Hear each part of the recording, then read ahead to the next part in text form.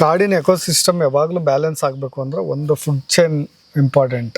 ಯಾಕೆಂದರೆ ಅದ್ರ ಮೇಲೆ ಇರ್ತಕ್ಕಂಥ ಕೆಳಗಿರೋ ಪ್ರಾಣಿಗಳನ್ನು ಒಂದು ಆಹಾರದ ಸರಪಳಿಕೆನೇ ಹಾಗೆ.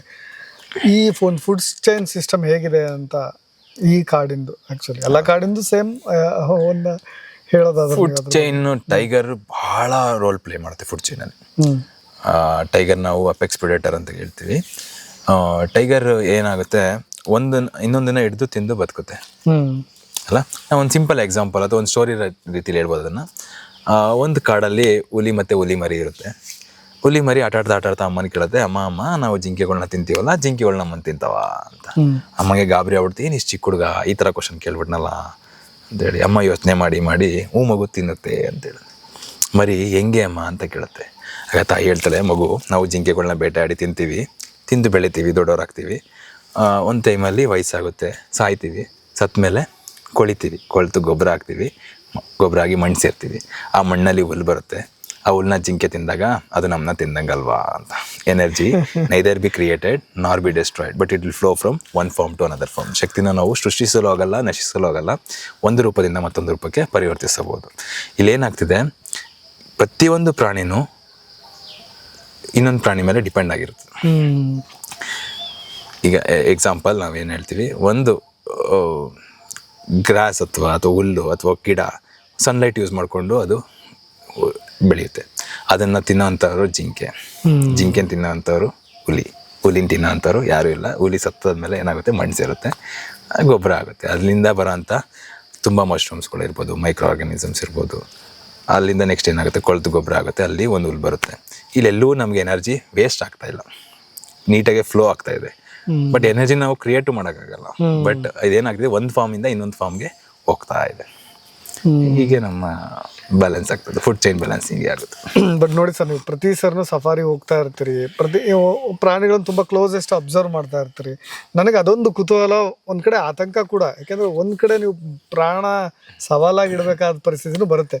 ತುಂಬ ಕ್ಲೋಸೆಸ್ಟ್ ಎನ್ಕೌಂಟರ್ ಆಗಿರೋದು ಪ್ರಾಣಿಗಳ ಜೊತೆ, ಎಸ್ಪೆಷಲಿ ಟೈಗರ್ ಜೊತೆ. ಹೌದು.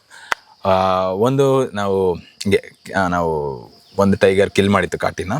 ಆ ಕಿಲ್ ಹತ್ರ ವಲ್ಚರ್ಸ್ ಇತ್ತು. ವಲ್ಚರ್ಸ್ ಫೋಟೋ ತೆಗಿಯೋಕ್ಕೆ ಹೊರಟಿದ್ವಿ. ನೋಡಿ, ನಮಗೆ ಬುಕ್ಕಲ್ಲೆಲ್ಲ ಓದಿರ್ತೀವಿ, ಟೈಗರ್ ಪ್ರೇ ಹತ್ರ ಕೂತಿದೆ ಅಥವಾ ಕಿಲ್ನ ತಿಂತಾ ಇದೆ ಅಂದರೆ ವಲ್ಚರ್ಸ್ಗಳೆಲ್ಲ ಮೇಲೆ ಕೂತಿದೆ ಅಥವಾ ಅಂತ ಒಂದು ಇದು ಥಿಯರಿ ಹೇಳುತ್ತೆ. ನಮ್ಗೆ ಅದೆಲ್ಲ ಗೊತ್ತಿದ್ದುವೆ, ನಮ್ಗೆ ಇನ್ಸ್ಟಿಂಕ್ಟ್ ಆ ಟೈಮಲ್ಲಿ ಗೊತ್ತಿಲ್ಲ, ಹೋಗ್ಬಿಟ್ಟಿದ್ವಿ. ಟೈಗರ್ ತಿಂತಾ ಇದೆ, ಇನ್ನೇನು ಹತ್ತತ್ರ ರೀಚ್ ಆಗಿಬಿಟ್ಟಿದ್ದೀವಿ. ಜೋರಾಗಿ ಎದ್ದು ಬಂದು ಒಂದು ಸೌಂಡ್ ಮಾಡ್ತಾನೆ, ಒಂದು ಗ್ರಾಲ್ ಮಾಡುತ್ತೆ. ನಿಮ್ಮನ್ನು ನೋಡಿ ಟೈಗರ್ ಗ್ರಾಲ್ ಮಾಡುತ್ತೆ. ಓಕೆ. ಟೈಗರ್ಗೆ early morning acute vision, super ಕ್ಲಿಯರಾಗಿ ಕಾಣುತ್ತೆ. ಹಾಗಾಗಿ ನಮ್ಮನ್ನ ಅದು ಆ ಝೋನಿಂದ ನಮ್ಮನ್ನ ಓಡಿಸ್ತು.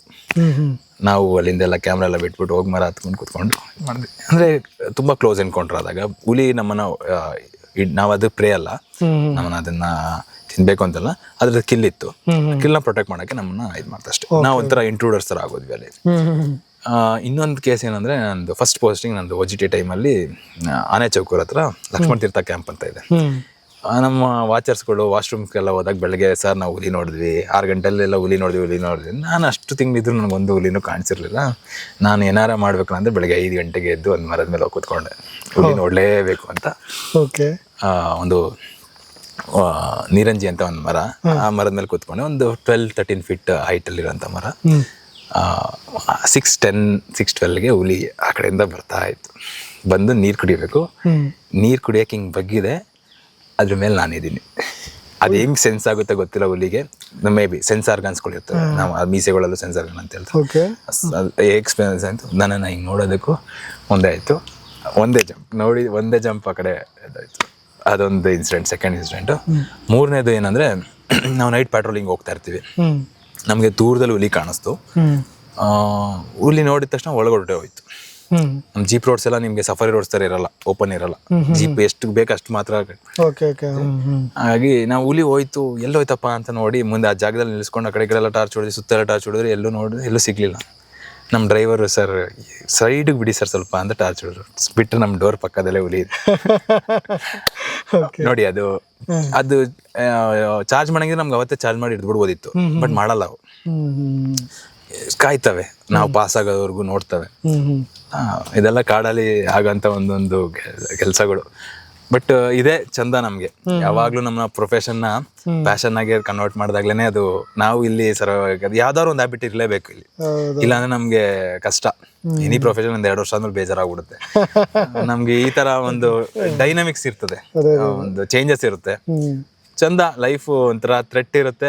ಇದ್ರ ಜೊತೆನೆ ಇದ್ರೆ ಇದು ಒಂಥರ ಕಿಕ್. ಇದು ತುಂಬಾ ಸಲ ಎಲಿಫೆಂಟ್ಸ್ ಚಾರ್ಜ್ ಮಾಡಿದಾವೆ, ಕರಡಿ ಚಾರ್ಜ್ ಮಾಡಿದಾವೆ, ಆಗ್ತವೆ. ಏನ್ ಮಾಡಕ್ಕಾಗಲ್ಲ, ಇರೋ ಕೆಲ್ಸಗಳು. ಬಟ್ ಎಂಜಾಯ್ ಮಾಡ್ತಿದೀವಿ, ಇದೇ ಕೆಲಸನ ಎಂಜಾಯ್ ಮಾಡ್ತಾ ಇದೀವಿ ತುಂಬಾ.